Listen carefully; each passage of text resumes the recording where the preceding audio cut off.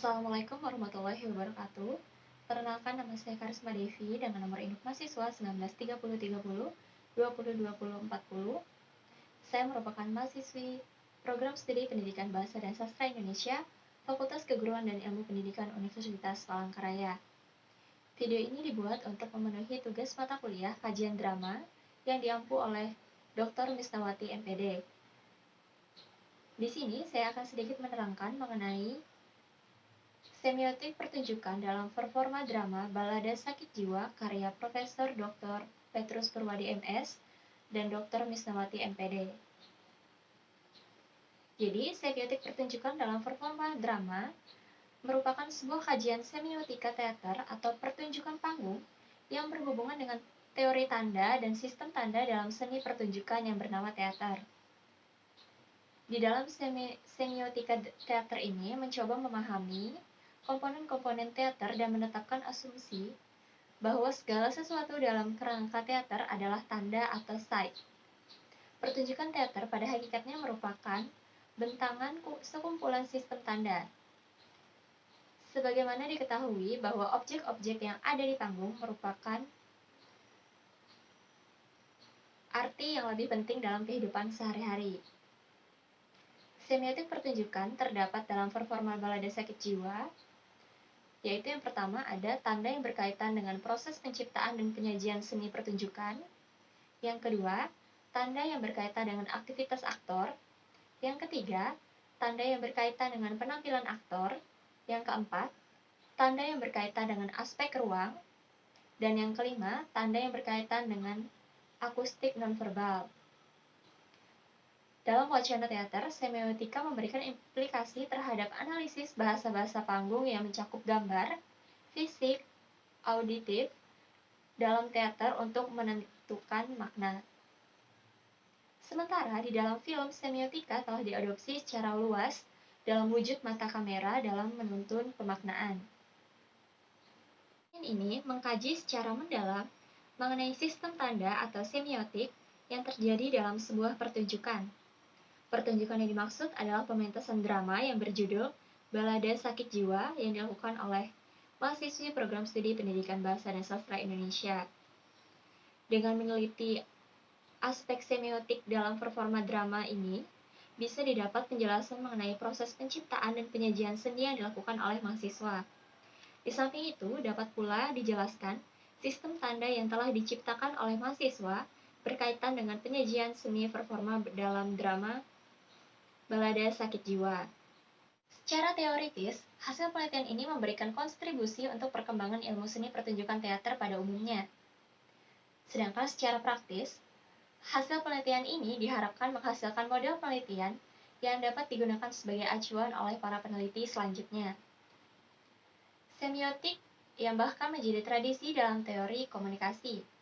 Tradisi semiotik terdiri atas sekumpulan teori tentang bagaimana tanda-tanda mempresentasikan benda, ide, keadaan, situasi, perasaan, dan kondisi di luar tanda-tanda itu sendiri, menurut Littlejohn tahun 2005. Tanda-tanda dalam teater mencakup tanda yang berkaitan dengan aktivitas aktor meliputi kinetik, yaitu berupa mimik, gestur, dan prosemik atau penggunaan ruang oleh aktor, serta tuturan. Kemudian ada tanda yang berkaitan dengan penampilan aktor meliputi wajah, rambut, dan kostum. Selanjutnya ada tanda yang berkaitan dengan aspek ruang atau tempat meliputi gedung, pementasan, dan bentuk panggung seperti dekorasi, properti, serta tata lampu. Dan yang terakhir yaitu ada tanda yang berkaitan dengan akustik nonverbal meliputi tanda bunyi dan musik. Lalu kita masuk pada proses penciptaan performa Balada Sakit Jiwa. Proses penciptaan performa Balada Sakit Jiwa oleh Teater Tunas PBSI Universitas Palangkaraya adalah 1. Memilih naskah oleh sebuah tim. Tim mencari naskah dengan kriteria pemain 42 orang. Yang kedua, membedah atau menelaah naskah drama Balada Sakit Jiwa. Yang ketiga, para pemain dibagi perannya melalui tahap casting dengan dibantu oleh alumni PBSI. Yang keempat, membaca naskah atau reading sebelum tahap reading dilakukan terlebih dahulu. Yang kelima, belajar untuk membangun karakter berdasarkan peran yang didapat. Yang keenam, latihan membaca atau reading naskah yang telah diedit dialog dan jumlah tokohnya. Yang ketujuh, latihan pemeranan. Yang kedelapan, tahap tata pentas sering disebut dengan tata panggung juga dengan istilah scenery. Yang kesembilan, penentuan tata lampu atau lighting adalah penataan peralatan pencahayaan.